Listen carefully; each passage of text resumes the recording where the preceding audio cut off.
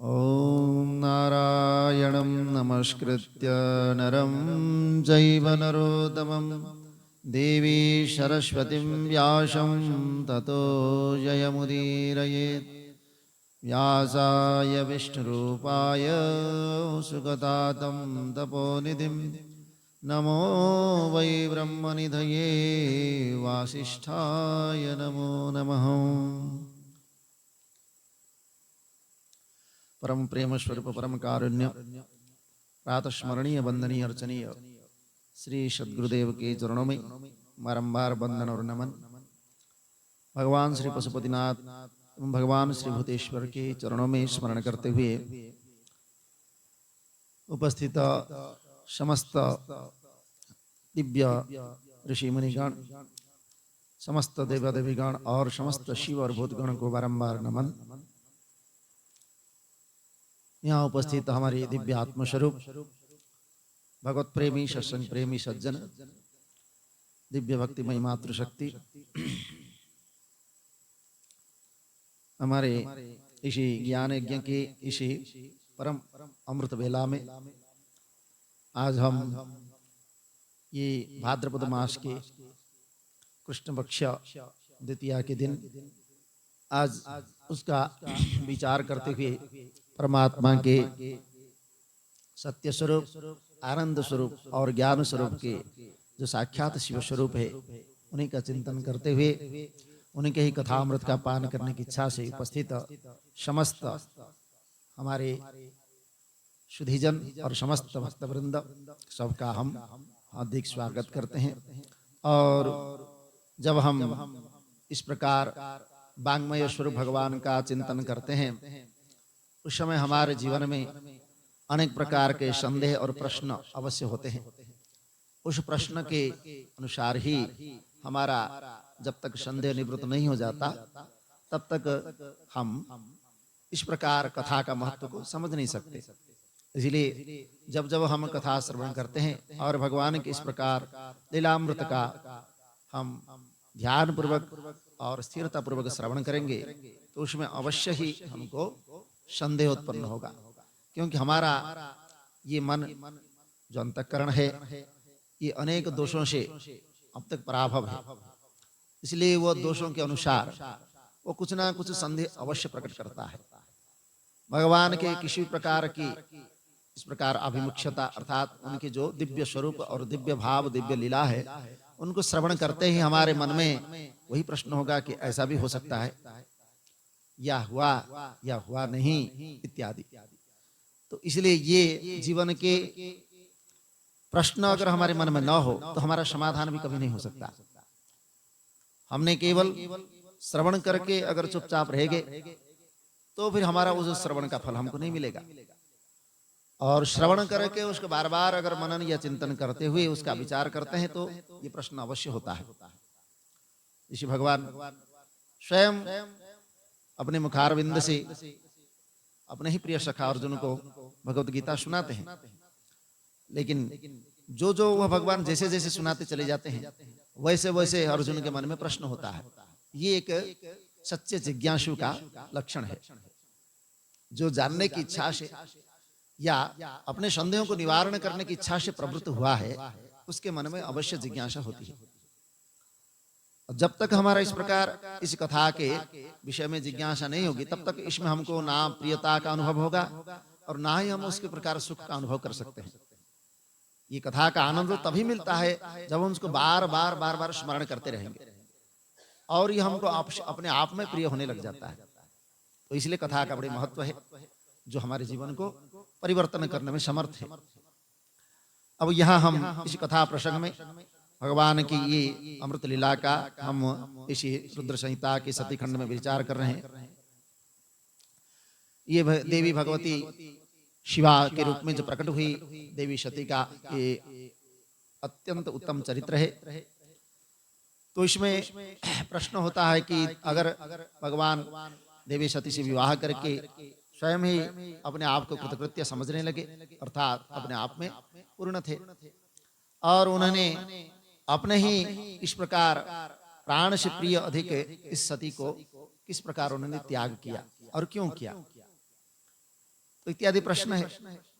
तो ऐसे ही भगवान ने कहते हैं कि किम काष्टाहमिं तत्सस्तौ दरितम दंपति शिवौ, जो शिव और शिवा ने कैसे कैसे उन्होंने चरित्र किया है, इस प्रकार उस कैलाश में निवास करते हुए उस चरित्र का मैं श्रवण करना चाहता हूं।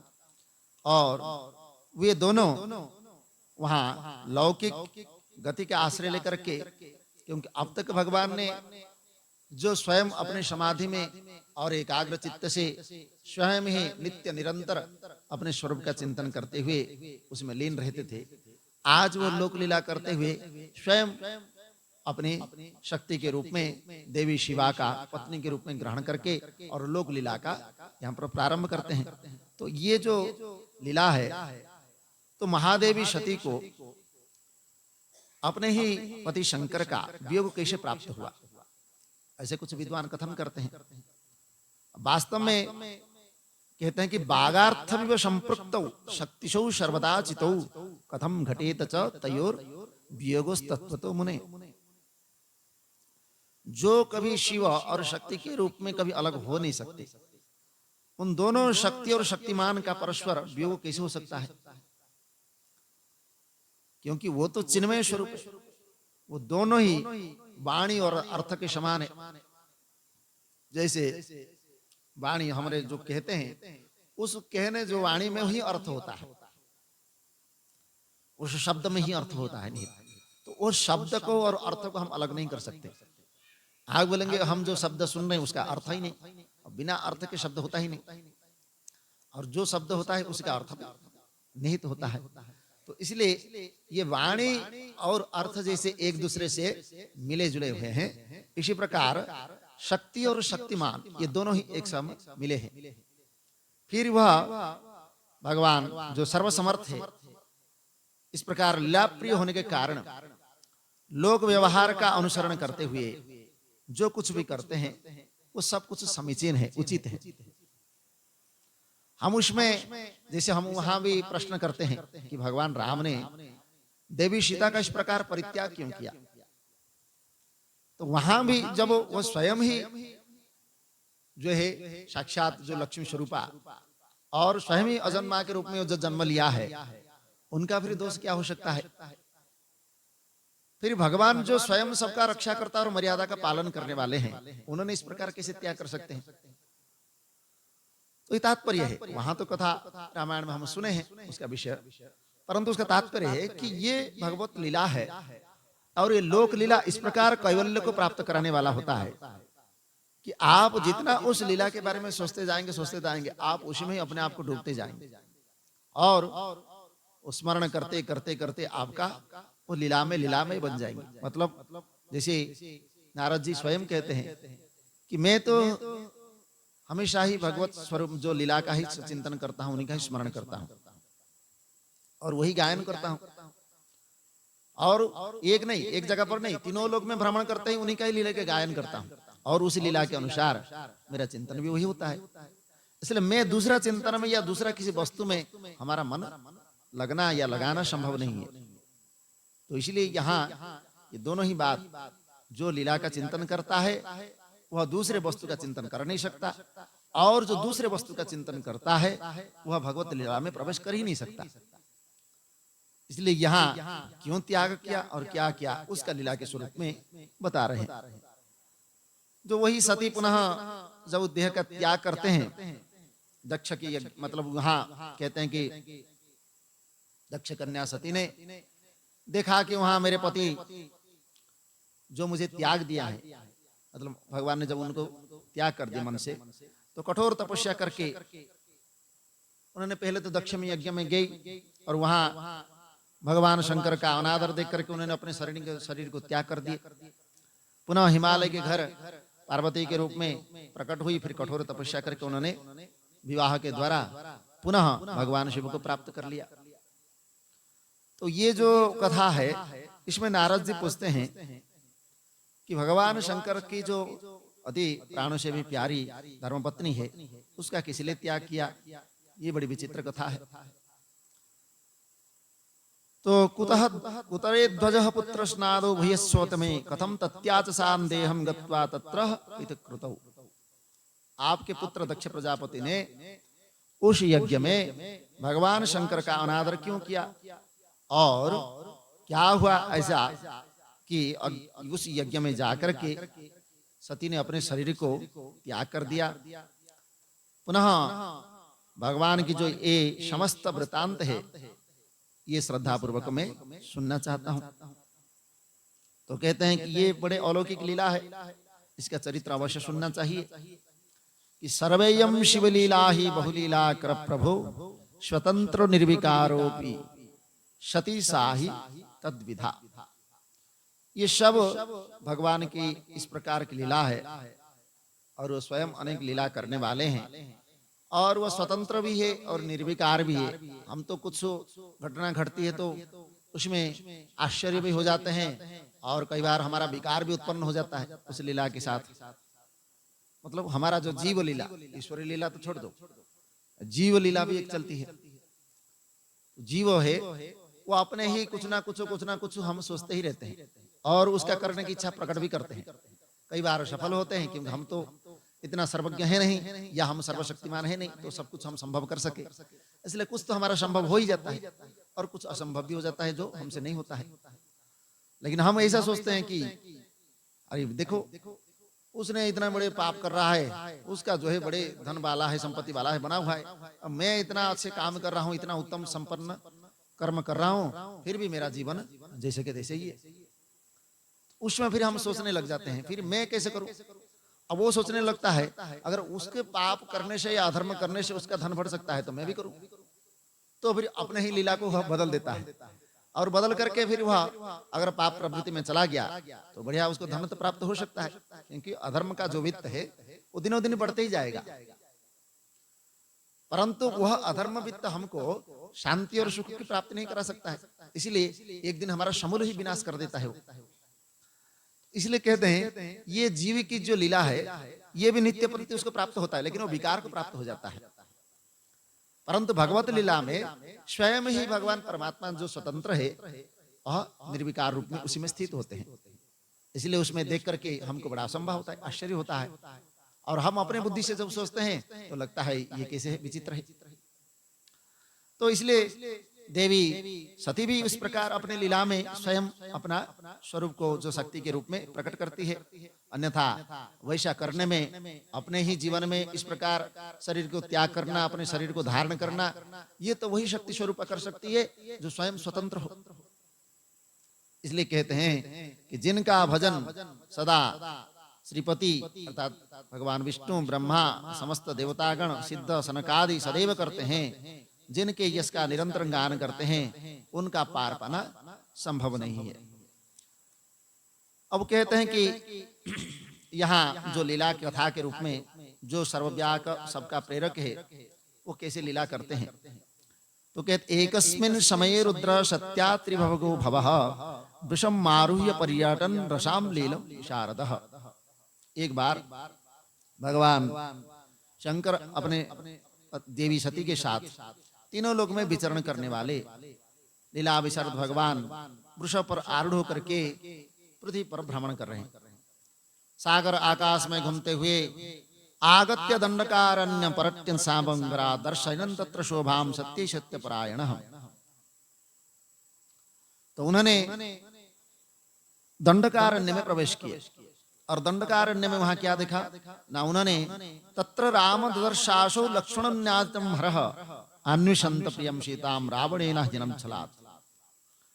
वहां दंडकारण्य में भगवान राम लक्ष्मण अपने देवी सीता के साथ जब रहते थे पंचवटी में, उस समय रावण ने छल पूर्वक जो है देवी सीता का हरण कर लिया और जब कर लिया तो उस समय भगवान अपने ही लीला का आचरण करते हुए उस दंडकारण्य में अनेक प्रकार के रोदन करते रहते हैं और कभी पेड़ को, कभी पक्षियों को, कभी किसी, कभी लताओं को ऐसे सुनाते रहते हैं और अपने दुख के बारे में बताते रहते हैं। तो इस प्रकार बार बार जब रो रहे थे उनके अंदर एक विरह जो वेदना है उस विरह का आवेश छा गया। तो वहां पर कहते हैं कि हाशितेति हासिते हासिते इस प्रकार उच्च स्वर में पुकार रहे थे और बार बार रो रहे थे।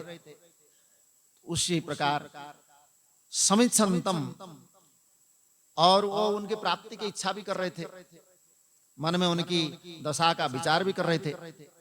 इसलिए समस्त वृक्ष आदि से देवी सीता के विषय में पूछ रहे थे कि भाई कहाँ है, कैसे उनका पता बताओ, कहाँ पर कौन ले गया है इत्यादि। और शोक से विह्वल हो रहे थे, जैसे साधारण हमारे व्यक्ति किसी का कुछ खो गया, किसका अभाव हो गया, वैसे भगवान तो मानव लीला कर ही रहे थे। तो साधारण जैसे व्यक्ति अपने बुद्धि जैसे नष्ट हो जाती है तो बार बार रोना शुरू कर देता है, छोटी छोटी बातों को लेकर के रोना शुरू कर देता है, वैसे ही वह लज्जा से रहित होकर के और करुण क्रंदन करने लगे। इस प्रकार सूर्यवंशोद्भवम वीरम, सूर्यवंश से उत्पन्न दशरथ नंदन भरत के अग्रज थे, और आनंद रहित होने के कारण उनकी जो कांति, मनुष्य जब रोना होता है, रोता है, दुखी हो जाता है, तो उसका कांति फीकी पड़ जाती है, मतलब उसका चेहरा फीका हो जाता है। तो वैसे ही जो स्वयं पूर्ण काम, स्वयं जो पुरुषोत्तम है, वह आज अपने ही मानव लीला में रोते रोते वह स्वयं ही तेजहीन हो गए।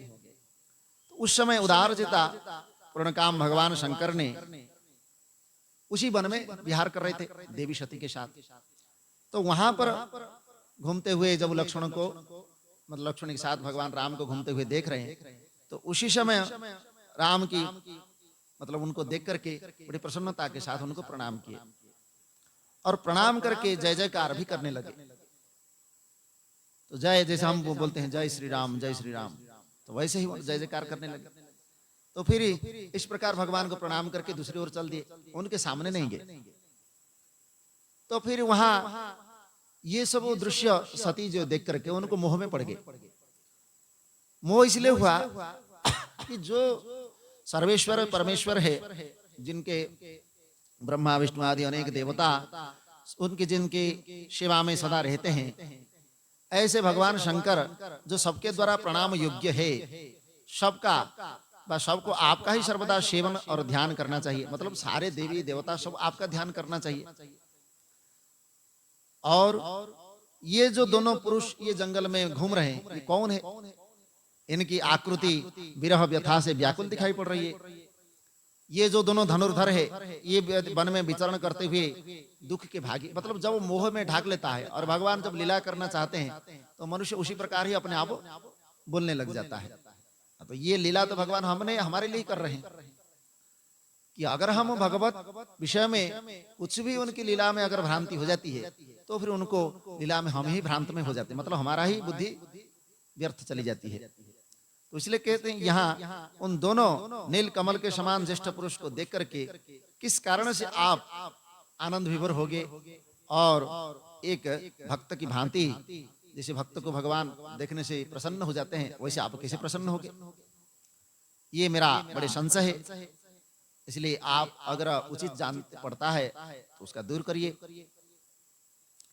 तो देवी सती के इस प्रकार पूछने पर भगवान कहते हैं, शृणु देवी सती प्रीत्याम यथार्थम वच्मि नच्छलम वरदान प्रभावातो प्रणामं चैव मातरात्। कहते हैं कि हे देवी, मैं प्रसन्नता पूर्वक ये सत्य कह रहा हूं कि किसी प्रकार का इसमें कोई छल नहीं है। वरदान के प्रभाव से ही मैंने उनको आदर पूर्वक प्रणाम किया। तो किस प्रकार के वरदान है? तो कहते हैं, उनका परिचय दे रहे हैं, ये दोनों कौन है भाई? तो भगवान शंकर देवी सती से कह रहे हैं, राम लक्ष्मण नामानो भ्रातरो वीर सम्मतो। ये दोनों जो भाई है ये वीरों द्वारा सम्मानित है, इनका नाम श्री राम और लक्ष्मण है। ये कथा तो हमारा रामायण में भी हम सुनते हैं सती चरित्र के रूप में, तो यहाँ भी वही चरित्र बताया गया। तो ये सूर्यवंश में उत्पन्न हुए हैं और परम बुद्धिमान राजा दशरथ के पुत्र है। इनमें गौरवर्ण लघुर बंधु, ये गौरवर्ण के जो है ये छोटे भाई है, और शेष अवतार के अंश है, इनका नाम लक्ष्मण है। और इनमें जो ज्येष्ठ भाई का नाम श्री राम है, ये भगवान विष्णु के पूर्ण अंश तथा उपद्रव रहित है। ये साधु पुरुषों की रक्षा और हम लोगों के कल्याण के लिए अवतीर्ण हुए हैं। इसलिए इतना कह करके भगवान चुप हो गए। इस प्रकार भगवान के वचन को सुनकर के उनके मन को विश्वास नहीं हुआ। क्यों? क्योंकि शिव की जो माया है वो बड़ा बलवान है, और जिसके ऊपर एक बार वो माया आ गए तो मोहित हो सकता है। इसलिए सती के मन में भी भगवान की इस बात पर विश्वास नहीं हुआ, और भगवान स्वयं यह कहने लगे, देखो यदि तुम्हारे मन में मेरे कथन पर विश्वास नहीं होता है तो तुम जहां वहां पर जाकर के वो अपने ही बुद्धि से भगवान श्री राम की परीक्षा कर सकती है, और जिस प्रकार तुम्हारा भ्रम दूर हो या तुम जैसा अपने बुद्धि में सोचती हो तुम वैसा ही करो, और तुम वहां जाकर के परीक्षा करो। तब तक मैं इस वटवृक्ष के नीचे विश्राम कर रहा हूं। शिवज्ञा सती तत्र गत्वा चिंतन विश्वरू कृद्वाम परीक्षा चमगत्थ रामस्य वनचारिणः। भगवान की आज्ञा से देवी सती जो है सोचने लगी, मैं इस प्रकार ये जो वन में रहने वाला राम के पास किस परीक्षा करूं, और मैं सीता के रूप धारण करके कैसे राम के पास चलूं। यदि राम साक्षात विष्णु है तो मुझे अवश्य जान लेंगे, अगर वह मुझे नहीं पहचानेंगे तो समझ लूंगा कि ये कोई साधारण मनुष्य है। इस प्रकार विचार करके वह मोह में पड़ गई, और वहां सीता का रूप धारण करके श्री राम के पास उनकी परीक्षा लेने के लिए चली गई। फिर उस सती को सीता के रूप में देख करके और भगवान शिव का नाम जप करते हुए वहां रघुकुल श्रेष्ठ श्री राम सब कुछ जान करके प्रणाम करने लगे और कहने लगे, प्रेमस्तत्त्वं सती ब्रूहि क्व शंभुस्ते नमो गतः एकाके विपिने कस्मादागता पतिना बिना। तो कह रहे हैं कि हे देवी आपको नमस्कार है, और आप बताइए कि आप यहाँ वन में एकाकी कैसे हैं, और भगवान शंकर कहाँ गए, और उन्होंने अपना रूप त्याग कर, मतलब आप अपना रूप त्याग कर इस प्रकार दूसरे रूप धारण कैसे किया, इसलिए मुझ पर कृपा करके इसका कारण बताइए।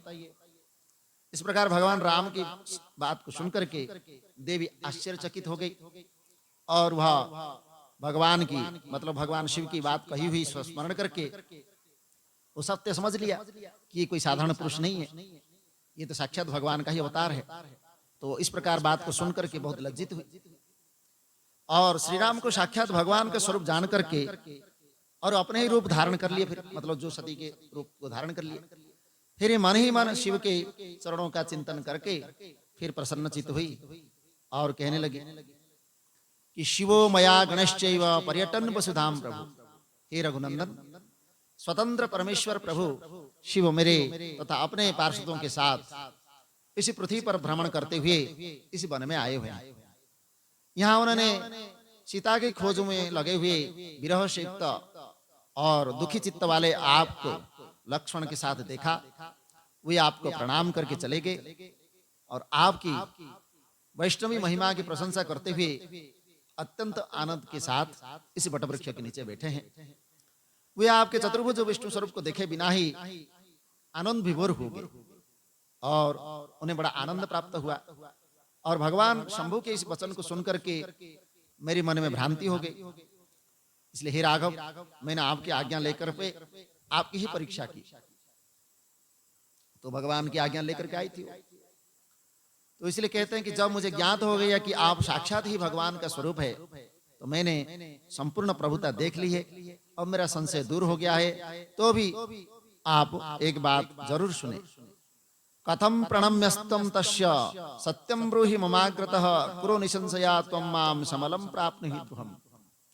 तो भगवान शंकर ने पहले बोले थे कि मैं वरदान के कारण भगवान जो मानव अवतार में आए हैं इसलिए मैंने उनको प्रणाम किया, परंतु उसमें भी संदेह हो गया। भगवान की जो बोले थे वरदान का विषय, उन्होंने संदेह हो गया। इसलिए भगवान राम से पूछ रहे हैं कि उन्होंने आपको क्यों ऐसा प्रणाम किया। तो इस प्रकार उनकी कथा सुनकर के स्वयं श्री राम भगवान राम कहते हैं, एकदा ही पुरा देवी शंभुम परम सुकृति विश्वकर्माणम आहूय सलोके परतः परे। ये प्राचीन काल की कथा है। प्राचीन काल में एक समय परम सृष्टा भगवान शंकर ने अपने परम धाम में विश्वकर्मा को बुला करके उनके द्वारा अपने ही गौशाला में एक विस्तृत रमणीय भवन बनाया गया और उसमें एक श्रेष्ठ सिंहासन का भी निर्माण किया गया। और उस सिंहासन पर भगवान शंकर ने विघ्न निवारण के लिए विश्वकर्मा द्वारा एक छत्र भी उसके ऊपर बनाया गया, जो बहुत ही दिव्य और अद्भुत था। उसके बाद उन्होंने इंद्रादि देवगणों, सिद्ध, गंधर्व, नाग, संपूर्ण देव उपदेव सबको वहां पर बुलाए। समस्त वेदों, आगमों, ब्रह्मा जी के पुत्रों, मुनि, अप्सरा सबको उन्होंने वहां पर आमंत्रित किया और संपूर्ण मृदंग आदि द्वारा, मतलब नाच गान आदि द्वारा वहां पर उत्सव मनाया गया। संपूर्ण औषधि के साथ राज्याभिषेक के योग्य द्रव्य, प्रत्यक्ष तीर्थों के जल, 5 कलश, बहुत सी सामग्री इत्यादि जो जो आवश्यक है अभिषेक के लिए, उन सबको रखा। तब भगवान विष्णु की पूर्ण भक्ति से जो भगवान महेश्वर प्रसन्न रहते हैं, क्योंकि भगवान श्रीहरि स्वयं भगवान शंकर की जो है भक्ति करते हैं और भगवान शंकर स्वयं उनके स्वरूप में जानते हैं, अर्थात मेरा ही ये स्वरूप है बोल के जानते हैं। इसलिए दोनों हरि और हर में किसी प्रकार का भेद नहीं होता है। इसलिए प्रसन्नचित्त होकर के भगवान श्रीहरि को बुला करके उस श्रेष्ठ सिंहासन पर बैठा करके महादेव जी ने स्वयं ही प्रेम पूर्वक अनेक प्रकार के आभूषणों से उनको आभूषित किया और मनोहर मुकुट बांध करके उत्सव मंगलाचार करके स्वयं ब्रह्मांड मंडप में, उस मंडप में बैठा करके श्रीहरि का अभिषेक किया और अपना सारा ऐश्वर्य उनको प्रदान किया, जो कभी दूसरे को नहीं देते थे। और भक्तवत्सल भगवान शंकर ने श्रीहरि का स्तवन किया। उसके बाद कहा कि मैं तो भक्त के अधीन हूं, इसलिए आज से मेरी आज्ञा के अनुसार ये भगवान विष्णु स्वयं वंदनीय हो गए और आप संपूर्ण देवता आदि के साथ भगवान को प्रणाम कीजिए और ये वेद मेरी आज्ञा से मेरी ही तरह भगवान श्रीहरि का भी वर्णन करें। इस प्रकार विष्णु की भक्ति से प्रसन्नचित हुए वरदायक भक्तवत्सल शंकर ने स्वयं गरुड़ध्वज श्रीहरि को प्रणाम किया। मतलब उन्होंने वरदान दिया था कि आप मेरे भक्त हैं और आपका मैं समस्त ऐश्वर्य प्रदान करता हूं, इसलिए ईश्वर का स्वरूप होने के कारण उनको स्वयं ही उन्होंने प्रणाम किया। इसलिए ब्रह्मा, समस्त देवता और देवी, मुनि, सिद्ध आदि ने समस्त श्रीहरि को वंदना की। इसके बाद अत्यंत प्रसन्न हुए भगवान शंकर ने, बोले कि आप मेरी आज्ञा से इस समस्त लोगों के कर्ता, पालक, संहारक, धर्म, अर्थ, काम के दाता तथा अन्याय करने वाले को दंड देने वाले होंगे। आप महान बल प्रक्रम से संपन्न जगत पूज्य जगदीश्वर होंगे और कहीं कहीं मुझसे भी अजय होंगे। इसलिए इस प्रकार की जो 3 प्रकार की शक्ति आपको मैं प्रदान करता हूं। मतलब भगवान शंकर भगवान विष्णु को 3 प्रकार की शक्ति देते हैं। क्या है ना? इच्छा आदि की सिद्धि, अर्थात आप जैसे संकल्प करोगे वैसे आपको सब कुछ प्राप्त हो जाएगा। और अनेक प्रकार की लीलाओं को प्रकट करने की शक्ति, अवतार जो धारण करने की शक्ति, और इसी लोक में नित्य स्वतंत्र रहने की जो ईश्वर की सत्ता है, उस सत्ता के रूप में आप नित्य स्वतंत्र रहेंगे। ये 3 भगवान को उन्होंने वचन दिए थे। इसलिए आपसे जो द्वेष करने वाले हैं, मतलब भगवान श्रीहरि को जो द्वेष करता है वह मेरा ही द्रोही है, मतलब वह ये रुद्र मतलब शंकर द्रोही है, इसलिए दंडनीय होंगे। मैं आपके भक्तों को उत्तम मोक्ष प्रदान करूंगा। मतलब जो भगवान के विष्णु के भक्त होंगे उनको भी मोक्ष प्रदान करने वाले हैं और जो भगवान रुद्र के भी भक्त होंगे उनको भी मोक्ष प्रदान करने वाले हैं। इसलिए आप इस प्रकार इस माया को ग्रहण करें, जिसका निवारण करना देवताओं के लिए भी कठिन है, किंतु मेरी माया जो है उदुस्तर है, इसलिए ये माया आपके अधीन रहेगी और आप इसके द्वारा समस्त जगत की पालन पोषण और रक्षा करेंगे और जिससे देवता भी इसको निवारण नहीं कर सकते और मोहित होकर के ये विश्व जड़ रूप हो जाएगा, अर्थात अपने जड़ बुद्धि से ही काम करना लगेगा। वह चैतन्य स्वरूप होते हुए भी उस चैतन्य स्वरूप को नहीं जान सकता। इसलिए आप मेरी बाईं भुजा और विधाता दाहिनी भुजा होंगे। इस प्रकार मेरे हृदय में जो रुद्र है वही मैं हूँ, उसी का स्वरूप के रूप में वह प्रकट होंगे और वही भी पूज्य रहेंगे। इसलिए इस प्रकार वैभवशाली जो ये तीनों लोगों में मेरा जो ऐश्वर्य है वो आप संपन्न हो जाओगे। इस प्रकार श्रीहरि को अपना अखंड ऐश्वर्य प्रदान करके भगवान हर स्वयं कैलाश पर्वत रहते हुए भगवान लक्ष्मीपति ने गोप वेश धारण कर लिया और वे गोप गोपी तथा गौओं के अधिपति होकर के बड़ प्रसन्नता के साथ उस गोलोक में रहने लगे। और उसको जो गोलोक बोलते हैं, जिसको भगवान ने जहां पर उस गोपुर गौशाला में जो उन्होंने सिंहासन बनाया था और भगवान को जिसमें उस सिंहासन पर बैठाया था, उसी को ही गोलोक कहा गया। और उस गोलोक में गोपी और गोपी तथा गौओं के अधिपति बन करके वो वहीं रहने लगे, इसलिए वह गोपेश्वर के नाम से भी वहां प्रसिद्ध हुए। भगवान की वह जो स्वरूप है आज भी हमारे यहाँ गोपेश्वर प्रसिद्ध है गोकुल में। तो सोपि विष्णु प्रसन्न आत्मा, भगवान विष्णु प्रसन्न चित्त होकर के समस्त जगत की रक्षा करने लगे। इस समय वही श्री हरि भगवान शंकर की आज्ञा से 4 रूप में अवतीर्ण हुए। उनमें एक जो मेरा ये स्वरूप राम है वही राम हूं, और भरत लक्ष्मण तथा शत्रुघ्न, ये 4 रूपों में उनका अवतार हुआ है। इसलिए हे देवी, मैं पिता की आज्ञा से सीता और लक्ष्मण के साथ वन में आया हूं, और भाग्यवश इस समय मैं दुखी हूं और किसी निशाचर ने मेरी पत्नी का हरण कर लिया है, और विरह की वेदना से भाई के साथ जो है इसी वन में मैं अपनी प्रिया को खोज रहा हूं। जब आपका दर्शन हो गया तो आपकी कृपा से मेरा जो है अवश्य कुशल हो जाएगा, और सीता प्राप्ति का जो वर स्वरूप होगा वो आपकी कृपा से दुख देने वाले उस पापी राक्षस को मार करके मैं देवी सीता को अवश्य प्राप्त कर लूंगा। इसलिए आज मेरा बड़े सौभाग्य है, महान भाग्य है कि आप दोनों ने मुझ पर कृपा की, शिव और शिवा के रूप में। इस प्रकार अनेक प्रकार के कल्याणमय कथा कह करके उनके आज्ञा पा करके फिर उस वन में विचरने लगे। और पवित्र हृदय वाले राम की शिव भक्ति परायण तथा शिव प्रशंसा पर सुन करके देवी सती भी बड़ा प्रसन्न हुई कि कम से कम मेरी प्रभु की तो ये बड़ी प्रशंसा और उनकी बड़ा सम्मान कर रहे हैं। अपने कर्म को याद करके, क्योंकि उन्होंने सुना नहीं था, जब भगवान शंकर ने पहले ही बोला था कि इस प्रकार वरदान के कारण मैंने प्रणाम किया, उनको उन्होंने विश्वास नहीं किया। तो उस कर्म को याद करके उनके मन में बड़ा शोक हुआ और उनकी उदास होकर के अंग कांते फीकी पड़ गई। तो मार्ग में जाते हुए देवी सती बारंबार चिंता करने लगी कि मैंने भगवान शिव की बात नहीं मानी और श्री राम के प्रति मैंने कुत्सित बुद्धि की, अब शंकर जी के पास जाकर के उन्हें क्या उत्तर दूंगी। इस प्रकार विचार करके बहुत उसको पश्चाताप हुआ। पहले तो हम अगर किसी उत्तम व्यक्ति व उत्तम कोटि के विचार वाला जो व्यक्ति है वो अगर कुछ कहता है तो उसके बात पर कभी हम संदेह नहीं करनी चाहिए। वो हमारे माता पिता हो, क्योंकि माता पिता होने से वो हमारा अवश्य कल्याण ही चाहेंगे, हमारा तो कभी वह दुर्गति या हमारा कोई पतन तो नहीं चाहेंगे। इसलिए माता पिता कुछ कहेंगे तो उनकी बात को भी सुनना चाहिए। इसी प्रकार पति में, पति जो है अगर हमारा सद्बुद्धि वाला है और सत्कर्म आचरण करने वाला है और हमारा हमेशा सम्मान और प्रशंसा करता है, तो उस पति में हमको उस प्रकार देव भाव होना चाहिए कि कम से कम वह हमारा जीवन में कभी किसी प्रकार का अहित या अनिष्ट नहीं कर सकता है। इसलिए अगर पति कुछ कहता है तो उसको मान लेना चाहिए, विश्वास कर लेना चाहिए। लेकिन उन्होंने इस प्रकार न मान करके ये हमको संदेश मिला कि जीवन में अगर कोई सत्य वचन सुनते हैं और सत्य वचन का हम किसी भी मुख से अगर प्राप्त हो चुका है तो उसको जाने बिना उसको परीक्षा करने की चेष्टा न करें।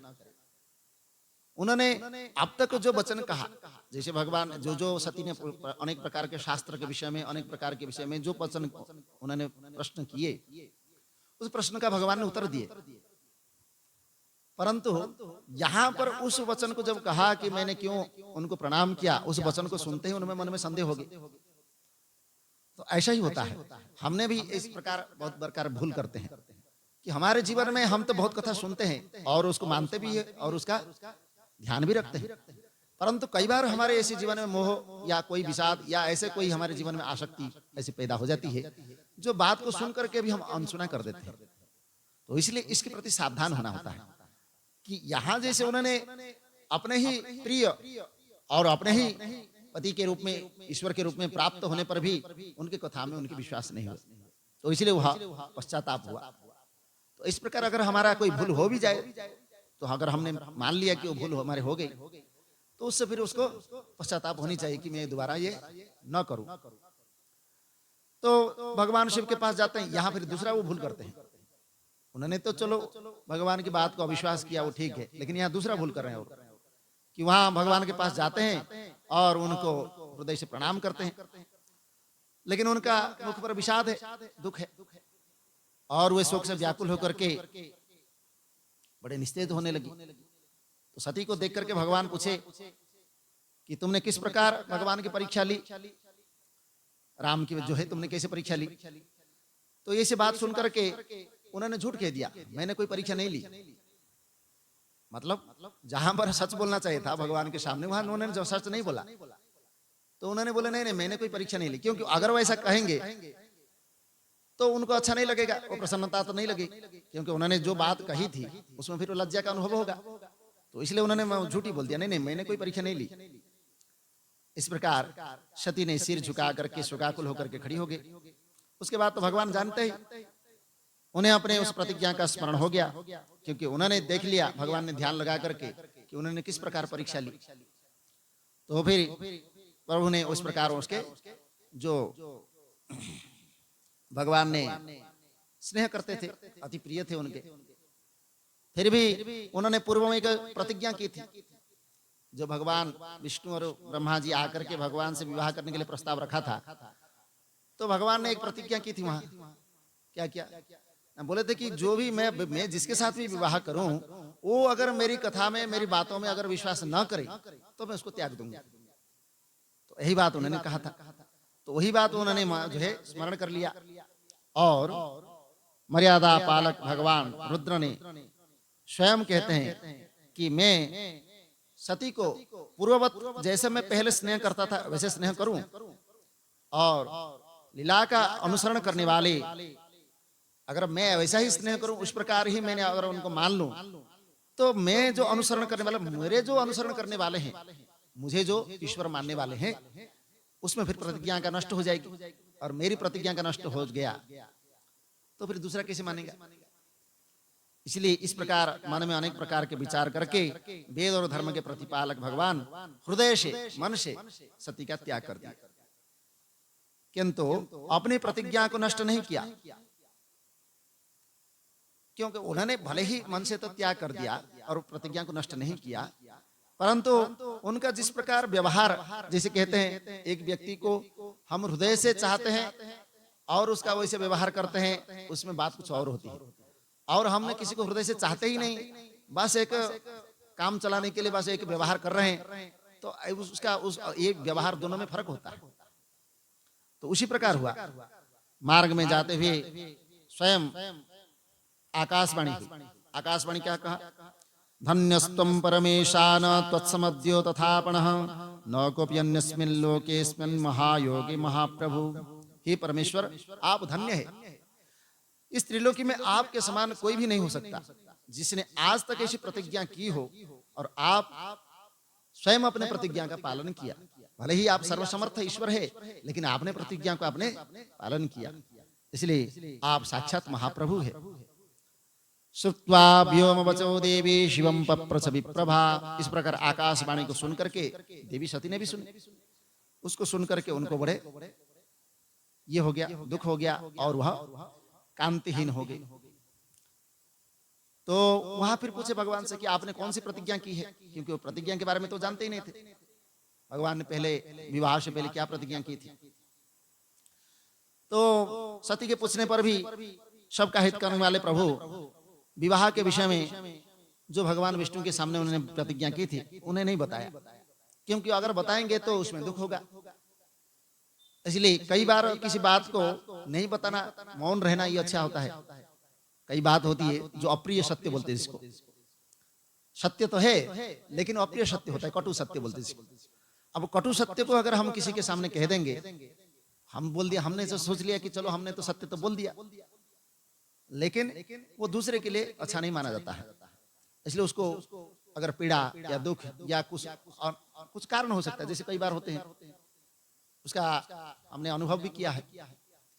अब एक व्यक्ति हमारे कुछ उसने गलती कर दी या भूल कर दी, हमने उसके गलती को बताना या उसको ठीक भाव से समझाना ये तो ठीक है, लेकिन उसको अगर हमने कुछ रुष्ट पूर्वक या कुछ और, या उसके कुछ बात जो उस नहीं जानता था उसको हमने बताना शुरू कर दिया, जो उसको अच्छा नहीं लगा। अब इसके कारण उसने क्या किया, हमने तो सत्य बात उसको कह दी, लेकिन उसको अच्छा नहीं लगा और उसने अपना जो धैर्य है उसने खो दिया, और धैर्य खो करके कई बार आत्महत्या भी कर लिया। इसलिए कई बार हम अपने ही जीवन में स्वयं ही हम दुख आमंत्रण कर देते हैं। जो बात को नहीं कहना चाहिए वहां चुप रहना ही अच्छा होता है। तो इसलिए भगवान ने यहाँ चुप ही रहना समझा। ततोतीव शुचो चाशु बुद्ध्वाशा त्यागमात्मनः शंभुना दक्षजा तस्मा निश्वसन्ति मुहुर्मुहु। भगवान ने मेरे त्याग किया है इस बात को जान करके बार बार श्वास भरती हुई शीघ्र ही अत्यंत शोक में डूब गई। तो सती के मनोभाव को भगवान समझ गए और उन्होंने प्रतिज्ञा जो की थी उसे गुप्त ही रखा, क्योंकि अगर मैं अभी कह दूंगी वो बात, मैं कह दूंगा तो फिर वह तुरंत ही मतलब जो उसके पास थोड़ी भर तो धैर्य है, जो धीरज रखे हैं, वो भी टूट जाएगी। तो इस प्रकार उनका मन दूसरे तरफ ले जाने के लिए, मन और कुछ सोचने के लिए उन्होंने बरे स्थित्वा निजम रूपम दधु योगी समाधिभृत, नाना प्रकार के कथा और भी बहुत सारे विषय को कह करके, बहुत कथा कहानी सुना करके फिर उनके मति को दूसरी तरफ ले गए और वहां कैलाश पर पहुंच गए। उसके बाद स्वयं वह समाधि में अपना लीन हो गए।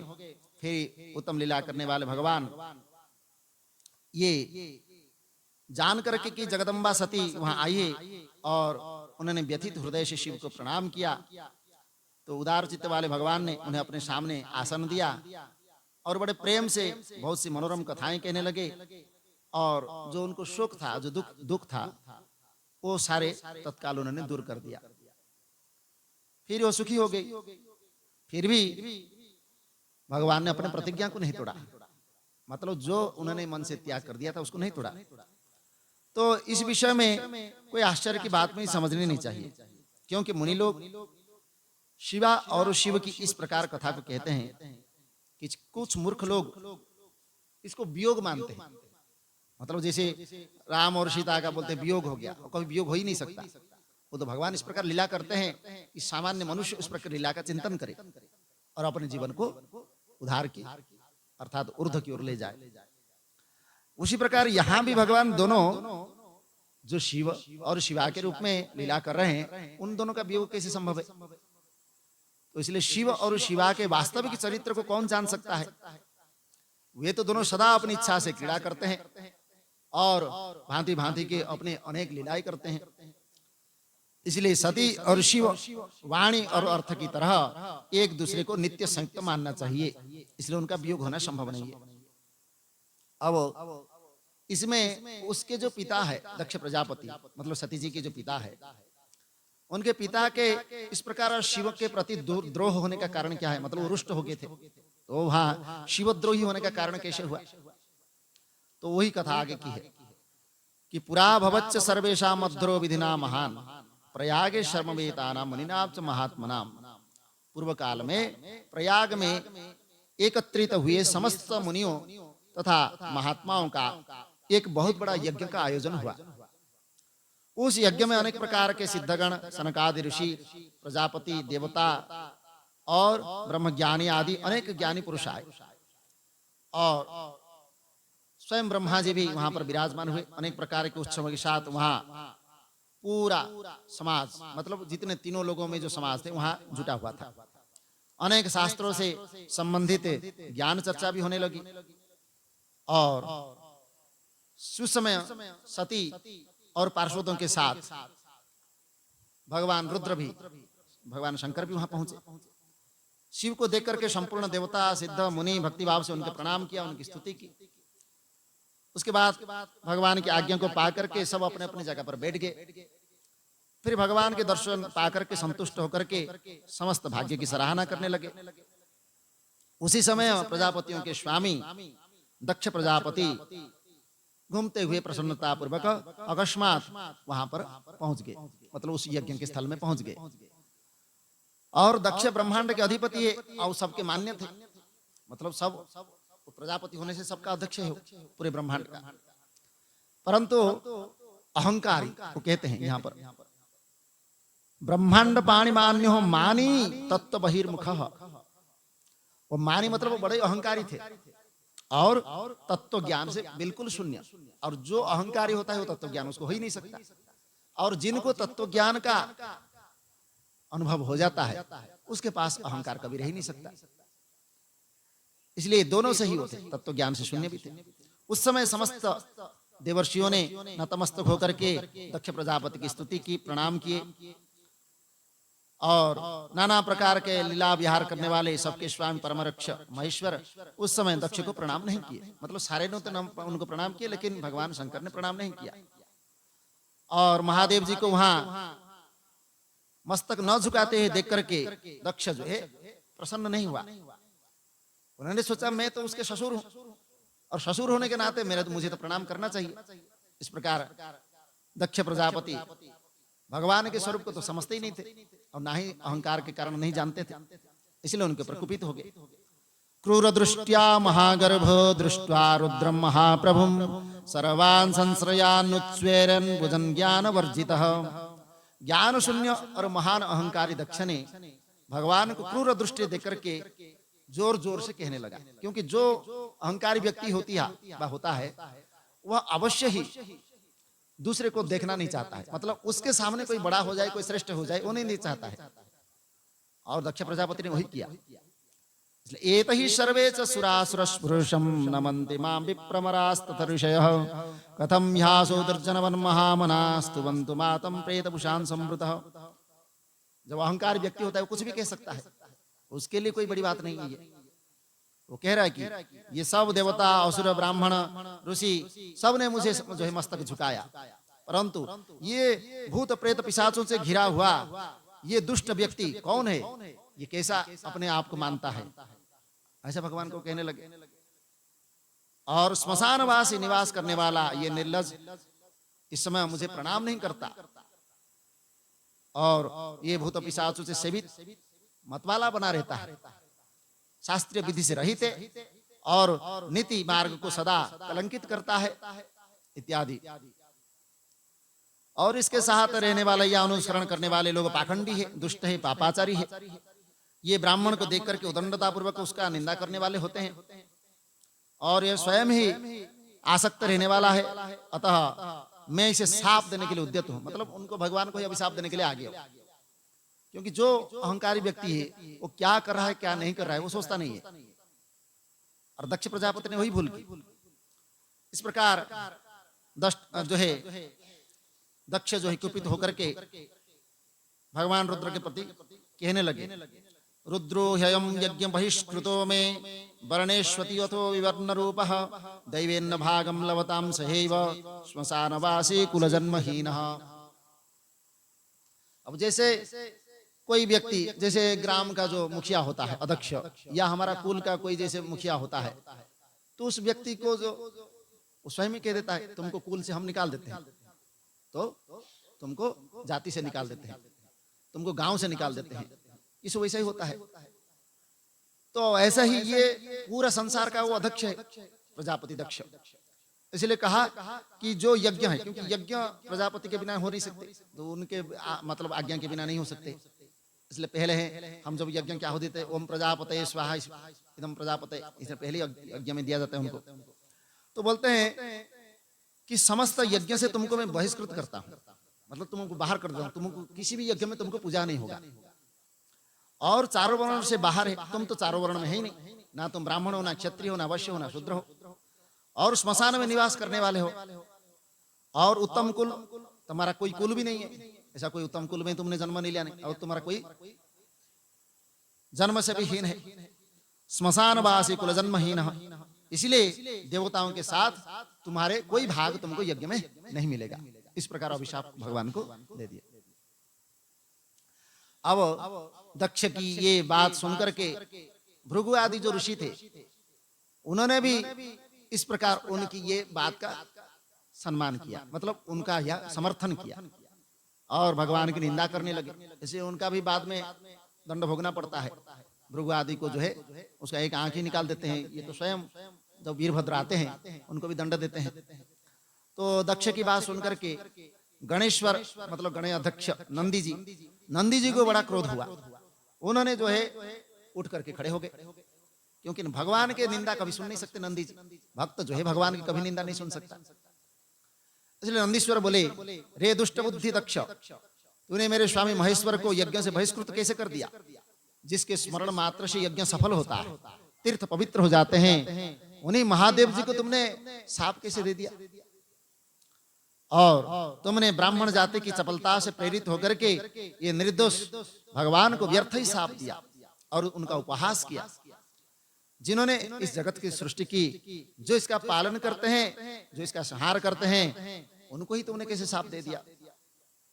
इस प्रकार दक्ष बोला, तुम लोग वेद से बहिष्कृत हो जाओ। मतलब जो नंदी आदि गण थे उनको ही बोल दिया, तुम वेद से बहिष्कृत हो जाओ, वैदिक मार्ग से भ्रष्ट हो जाओ, महर्षियों द्वारा परित्यक्त हो जाओ, पाखंडवाद में लग जाओ, शिष्टाचार से दूर रहो, सिर पर जटा और शरीर में भस्म एवं हड्डियों के आभूषण धारण करो और मद्यपान में आसक्त रहो। इस प्रकार भी उनको अभिशाप दे दिया। तब शिलाद के पुत्र थे, आगे सुनेंगे नंदी का चरित्र कैसे हुआ, नंदी का जन्म कैसे हुआ, आगे इसका वर्णन होगा। तो वो शिलाद के पुत्र थे। तो शिलाद के पुत्र भगवान के प्रिय नंदी इस प्रकार दक्ष के धृतपूर्ण बात को सुनकर के फिर उन्होंने कहा, रे दक्ष सट दुर्बुद्धे, रे दुर्बुद्धि दक्ष, ब्रह्म चापल्यता के कारण तुम्हारी इसी ब्रह्मत्व मतलब ब्राह्मणत्व को जान करके और उसकी जो चंचलता है उसको तुम जान करके तुमने शिव पार्षदों को व्यर्थ ही शाप दे दिया है। और तुम दूषित चित्त वाले मूढ़ भृगु आदि ने भी ब्राह्मणत्व के अभिमान में आकर के महाप्रभु महेश्वर का उपहास किया है। इसलिए जो रुद्र विमुख होता है, जो भगवान का विमुख होता है, तुम जैसे खल ब्राह्मण विद्यमान है, इसलिए रुद्र तेज के प्रभाव से मैं भी तुमको शाप दे रहा हूं। वेद भारतायुयम, तुम जैसे ब्राह्मण वेदवाद मतलब अर्थवाद बोलते हैं इसको, कर्म का जो फल है, जो वेद के जो कर्म अनेक प्रकार कर्म उसमें वर्णन किया गया है, तो उस कर्म फल में ही जो प्रशंसा करने वाले हैं, ऐसा जो वेदवाद फंस करके वेद के तत्व ज्ञान से शून्य हो जाए। अर्थात तुम जब तक इस कर्म के फल को भोगते रहोगे, इस कर्म जो है स्वर्ग आदि लोगों की चिंता करते रहोगे, तब तक तुम्हारे इस प्रकार तत्व ज्ञान से शून्य हो जाओगे। ये ब्राह्मण सदा भोग में तत्पर रह करके स्वर्ग ही सबसे बड़ा पुरुषार्थ मानते हुए स्वर्ग से बढ़कर दूसरी कोई वस्तु नहीं है ऐसा कहते रहें, अर्थात उनको तत्व ज्ञान की प्राप्ति नहीं हो सकती। और उनके पास क्रोध, लोभ एवं मद से युक्त निर्लज और भिक्षुक बने रहेंगे। अर्थात ब्राह्मण हमेशा जो कर्मकांड में रहते हैं, हमेशा कर्मकांड करने वाले, उनको आप कितना भी दक्षिणा दे दो, कुछ भी दे दो, उनको वो प्रसन्न नहीं होंगे, इसलिए वो कभी प्रसन्न नहीं होते हैं। और इसलिए उनको भिक्षुक कहते हैं, भिक्षुक क्योंकि उनको भिक्षा करने का अधिकार है। और वेद मार्गम पुरस्कृत्य ब्राह्मणा शूद्र याजितः, और कितने ही ब्राह्मण वेद मार्ग को सामने रख करके शूद्रों का यज्ञ करने वाले और दरिद्र होंगे, क्योंकि शूद्र का जो यज्ञ ब्राह्मण नहीं कर सकता और ना ही उसका और कोई कार्य कर सकता है। लेकिन अगर शूद्र का भी कोई यज्ञ करवाता है तो वो दरिद्र होंगे और वे सदा दान लेते रहेंगे। दूषित दान ग्रहण करने के कारण वे नरकगामी होंगे। इस प्रकार उनमें से कुछ ब्राह्मण तो ब्रह्म राक्षस होंगे। इस प्रकार भी अभिशाप दे दिया। तो यह शिवम सुरमान्यस्वदेम, यह अजन्मा प्रजापति दक्ष जो परमेश्वर शिव को सामान्य देवता समझ करके उन्होंने द्रोह किया, यह दुष्ट बुद्धि वाला तत्व ज्ञान से विमुख हो जाएगा। अर्थात यह अहंकार से शून्य कभी नहीं होगा।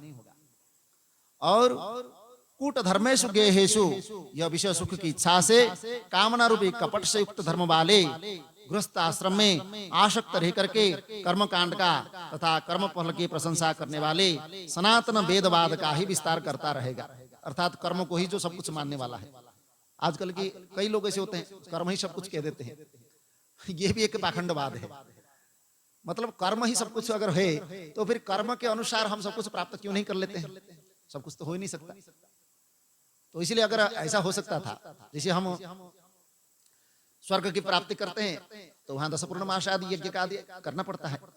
ऐसा आप बैठे बैठे ही कुछ मन में सोच लिया और मुझे स्वर्ग प्राप्त हो जाए, ऐसा नहीं हो सकता। तो ये 10 पूर्णमास भी उसका भी एक नियम है, मतलब एक कोई भी कर्म फल या पुण्य कर्म होता है उसका एक समय होता है, एक अवधि वैलिडिटी होता है उसका। जैसे हमने फोन में बात करने के लिए कुछ पैसा डालते हैं तो उसका वैलिडिटी होती है, इतना दिन ही आप बात कर सकते हैं। इसलिए स्वर्ग आदि भोगने के लिए भी पुण्य कर्म का कुछ समय होता है।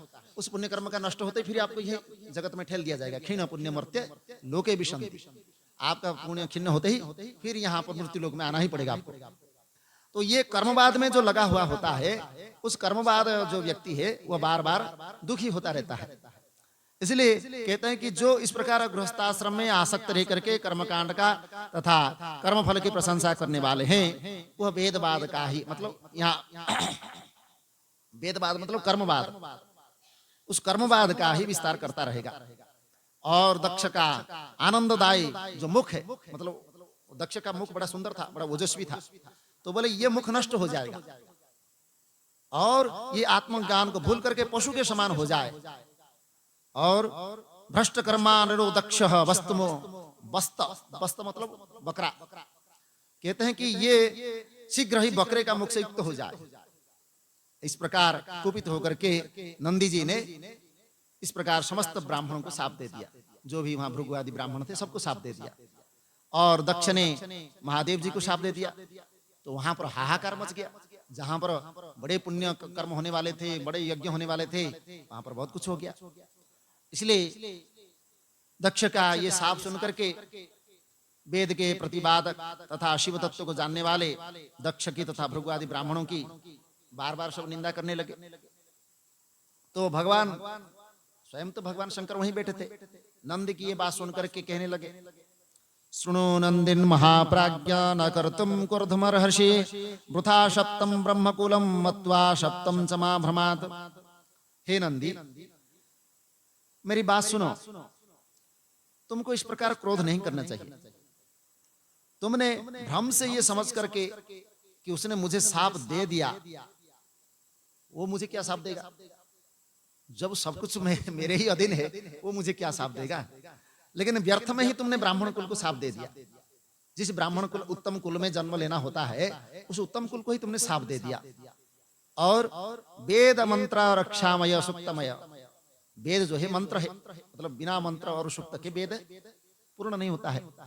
तो वेद जो मंत्र है वो मंत्राक्षर और सुक्त है, उसके सुक्त में समस्त देहधारी की आत्मा प्रतिष्ठित है। मतलब वेद का एक एक मंत्र में उसके जो देहधारी जीव है, उस देहधारी जीव की कल्याण का उसमें अक्षरशः लिखा जाता है।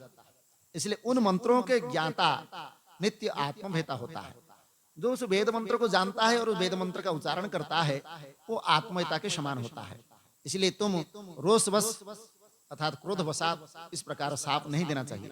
किसी कुत्सित बुद्धि वालों को भी कभी वेदों को शाप नहीं देना चाहिए। मतलब वेद में जो कर्म का विस्तार किया गया है वो जीव मात्र के कल्याण के लिए किया गया है, ताकि उस कर्म मार्ग में प्रवृत्त होकर के एक ना एक दिन उस तत्व ज्ञान की प्राप्ति हो जाए। तो हमारे यहाँ दो प्रकार की मुक्ति है, एक क्रम मुक्ति, एक सद्यो मुक्ति। तो क्रम मुक्ति में उसको कई वर्ष कई समय लग जाता है, क्योंकि वह अगर कोई सत्कर्म का आचरण करता है बिना कामना से, अनेक प्रकार की सत्कर्म यज्ञ आदि तर्पण व्रत नियम आदि पालन करता है, लेकिन उसमें कोई उसका कामना नहीं होती है, तो इस प्रकार व्यक्ति वह ज्योतिष्ठोम मार्ग से निकल करके उत्तरायण मार्ग में होते हुए वह ब्रह्मलोक तक जाता है। तो उस ब्रह्मलोक में वह पहुंच करके ब्रह्मा जी के साथ वह ब्रह्म पद को प्राप्त करता है। और उस समय ब्रह्मा जी का जब वहां पूरा जब 100 वर्ष पूरा हो जाता है तो ब्रह्मा जी का समय हो जाता है, तो इतना समय तक वहां रहेगा। तो ब्रह्मा जी के उपदेश से उस जीव को फिर वहां ब्रह्म ज्ञान का बोध होता है, और उस ब्रह्म ज्ञान का बोध होने से ब्रह्मा जी के साथ उसका भी मुक्ति हो जाता है। इसको बोलते हैं क्रम मुक्ति। मतलब कई वर्ष वहां व्यतीत करते हुए, कई वर्ष कर्म करते हुए, फिर वहां ब्रह्मलोक में रहते हुए फिर बाद में मुक्ति होती है। दूसरा है सद्य मुक्ति। सद्य मुक्ति मतलब इसी जीवन में, इसी शरीर में, इसी लोक में आपको मुक्ति मिल सकता है, इसको बोलते हैं सद्य मुक्ति। तो ये मुक्ति कैसे होगा ना, जब आप तत्व ज्ञान का इस प्रकार जो वेद का हम अब बताए, इसी वेद ज्ञान को विचार कर्म का विचार करते करते उसमें वैराग्य हो जाए, और उस कर्मवाद को त्याग करके तत्व ज्ञान में आपका प्रीति हो जाए, प्रेम हो जाए, और उस तत्व ज्ञान का चिंतन करते करते किसी सदगुरु के सम्मुख चलो जाए, बा सदगुरु के मुख से सुनते सुनते उसी में अनुभव हो जाए, तो उसी से आपका जीवन सार्थक हो गया। तो उसी से आप उस की जय, तो सदगुरु के शरण में रहते हुए आपका जीवन धन्य हो गया। तो उसी से आपका इसी संसार में रहते हुए यहाँ पर आपको मुक्ति मिल जाता है, तो ये सद्य मुक्ति है। तो इसलिए कहते हैं कि इस प्रकार वेद के जो मंत्र है ये मनुष्य का कल्याण ही करने वाला है, ये कभी किसी का कल्याण नहीं चाहता। इसलिए तो हम कहते हैं सर्वे भवन्तु सुखिनः सर्वे सन्तु निरामया सर्वे भद्राणि पश्यन्तु मा कश्चित् दुःखभाग् भवेत्। ये वेद की वचन है कि सब सुखी हो जाए, सर्वे भवन्तु सुखिनः सर्वे सन्तु निरामया, सब निरोग हो जाए, सर्वे भद्राणि पश्यन्तु, सब लोग जो है इस प्रकार पवित्र जीवन को, पवित्र आचरण को करे और जीवन में अपने कृतार्थता को प्राप्त हो जाए। मा कश्चित् दुःखभाग् भवेत्, एक भी दुख किसको प्राप्त न हो, ऐसा कौन कह सकता है जो सबका कल्याण चाहने वाला है। तो इसलिए ये वेद वचन कभी व्यर्थ नहीं होते हैं, भले हमारा उसमें इस प्रकार ज्ञान न हो या हम उस वचन को नहीं जानते हो या उसके अनुसार हमारा उस प्रकार जो ये बोलते हैं अनुभव ज्ञान और उस तद विषय का तत्व ज्ञान ये न हो, तो भी वेद का वचन कभी अन्यथा नहीं होता है। इसलिए कहते हैं कि इस प्रकार तुमको साप वेदों को नहीं देना चाहिए था, क्योंकि इसमें कर्म का निष्फल हो जाएगा। इस समय मुझे ये साप नहीं मिला है, इस बात को तुम ठीक ठाक समझना चाहिए। तुम तो सनकादि को भी तत्व ज्ञान के उपदेश देने वाले हो, अतः अब तुम क्रोध छोड़ करके शांत हो जाओ। मैं ही यज्ञ हूं, मैं ही उस यज्ञ का कर्म हूं, यज्ञों के अंग भी मैं हूं, यज्ञ की आत्मा भी मैं हूं, यज्ञ परायण यजमान भी मैं हूं, और उस यज्ञ से बहिष्कृत मैं ही हूं। इसलिए यज्ञ कौन है, तुम कौन हो और ये कौन है, वास्तव में ये सब मैं ही हूं। तुम अपनी बुद्धि से इस बात को विचार करो। तुमने ब्राह्मण को व्यर्थ ही शाप दिया, इसलिए तुम तत्व ज्ञान के द्वारा प्रपंच रचना को दूर करके विवेक परायण, स्वस्थ तथा क्रोध आदि से रहित हो जाओ। इस प्रकार भगवान के द्वारा समझाए जाने पर नंदी परम ज्ञान से युक्त क्रोध रहित होकर के शांत हो गए। भगवान शिव भी अपने गण का नंदी को बोध प्रदान करके गणों के साथ वहां से प्रस्थान कर गए। उस समय रोष युक्त दक्ष भी शिव के प्रति द्रोह युक्त होकर के, मतलब नंदी तो शांत हो गए, उनका क्रोध तो शांत हो गया, लेकिन दक्ष का जो क्रोध था वो शांत नहीं हुआ। वो भगवान के प्रति द्रोह बुद्धि उसका रह ही गया कि उसने मेरा सम्मान नहीं किया, मेरे साथ उसने अच्छा नहीं किया, इसलिए शिव के प्रति उसका द्रोह युक्त होकर के वो ब्राह्मण को लेकर के चले गए। उस समय रुद्र के शाप दिए जाने की घटना का स्मरण करके दक्ष जो है अत्यंत मूर्ख बुद्धि वाले बन गए और शिव के प्रति श्रद्धा को त्याग करके शिव पूजकों की निंदा, मतलब भगवान शिव की जो भी पूजा करते थे उनकी निंदा करने लगे। इस प्रकार भगवान के दुर्व्यवहार करे दक्ष ने अपनी दुष्ट बुद्धि का परिचय दिया। ये इस प्रकार कथा में यहाँ पर बताया गया। अब आगे जो है दक्ष प्रजापति के यज्ञ का प्रारंभ करते हैं। फिर दक्ष उस यज्ञ में, क्योंकि वह तो पहले से ही यज्ञ करने का भी कारण भी यही था कि मुझे जैसे वहां यज्ञ में उसने इस प्रकार मतलब सम्मान नहीं किया, मेरा अपमान किया, उसी प्रकार ये मैं यज्ञ आचरण करके भगवान शिव का मैं अपमान करूंगा, यही सोच करके उसने इस प्रकार किया था। इसलिए उस यज्ञ के आचरण करे, लेकिन जो शिव भक्त थे वो शिव भक्त जो है वहां पर भगवान शिव के इस प्रकार नहीं बुलाने पर वहां तो नहीं रहेंगे। तो दधीची आदि जो भगवान शिव के परम भक्त थे, तो दधीची आदि ऋषि ने वहां दक्ष की भर्त्सना करते हैं उस यज्ञ में, और दक्ष के द्वारा शिव निंदा करने पर वहां से उस यज्ञ को छोड़ करके जो शिव भक्त थे वो चले जाते हैं। तो इसलिए वहां ये कथा, ये भी बड़ा परम प्रेम कथा है। उसके भगवान की तो लीला अनेक है, उसमें उस लीला में ये जो कथा है ये तो बड़े विस्तार है, फिर इसका विचार आगे करेंगे। आज तो समय हो चुका है। ये जो जैसे हम इस कथा का अभी श्रवण किया, इसका श्रवण करने का तात्पर्य है कि जीवन में भले ही कितना हम श्रेष्ठता को प्राप्त हो जाए, हमारे पास कितना भी अनेक कर्म मतलब अच्छे कर्म भी हो, हमारे पास अनेक प्रकार के सद्गुण भी हो, तो भी अगर हमारे मन में अहंकार या दुर्बुद्धि आ गए तो फिर हमारा कुछ भी हो सकता है। इसलिए कभी भी हम अपने आप को श्रेष्ठ नहीं मान सकते। इसलिए कल जैसे हम नवदा भक्ति में बताए थे कि भक्ति जो भगवान के करने वाला है वो कभी अपने मन में श्रेष्ठ का विचार रखता ही नहीं कि मैं सबसे श्रेष्ठ हूं बोल के। जो भी हम भक्तों की चरित्र सुनते हैं, भक्तों की जो कथा सुनते हैं, वो कभी भी किसी भक्त ने ऐसा नहीं कहा कि मैं भगवान का श्रेष्ठ भक्त हूं बोल के। और इस प्रकार अगर किसी ने विचार किया भी तो भगवान ने उसको तुरंत ही उनके अभिमान को शून्य कर दिया। तो इसलिए ये हमेशा ध्यान रखना है कि अगर हम भगवान की भक्ति में अपने आप को जोड़ना चाहते हैं और हमारे इस मनुष्य जीवन में हम कल्याण करना चाहते हैं तो हमको अहंकार अभिमान से शून्य होना पड़ेगा।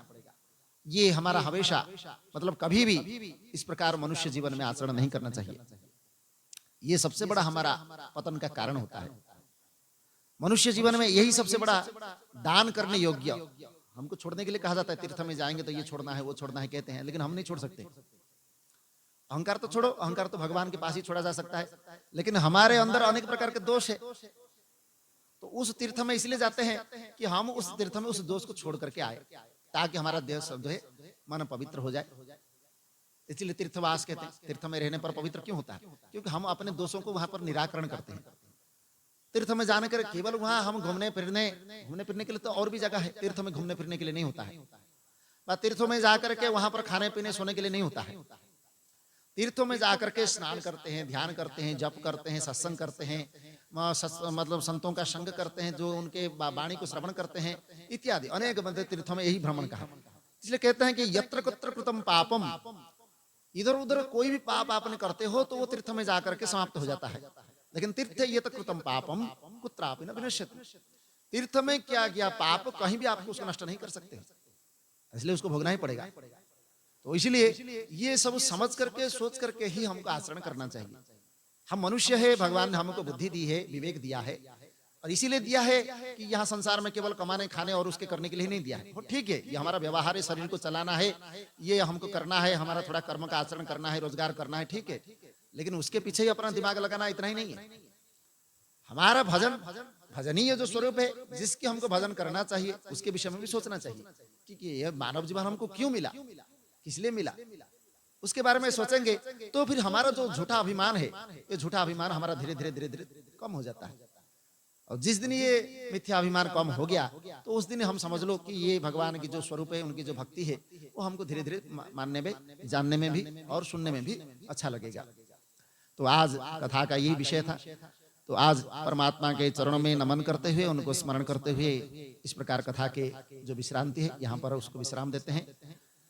बोलो सच्चिदानंद भगवान की जय, सद्गुरुदेव भगवान की जय। ओम सर्वे भवन्तु सुखिनः, सर्वे सन्तु निरामया, सर्वे भद्राणि पश्यन्तु, मा कश्चित् दुःखभाग् भवेत्। असतो मा सद्गमय, तमसो मा ज्योतिर्गमय, मृत्योर्मा अमृतं गमय। ओम पूर्णमदः पूर्णमिदं पूर्णात् पूर्णमुदच्यते, पूर्णस्य पूर्णमादाय पूर्णमेवावशिष्यते। ओम शांति शांति।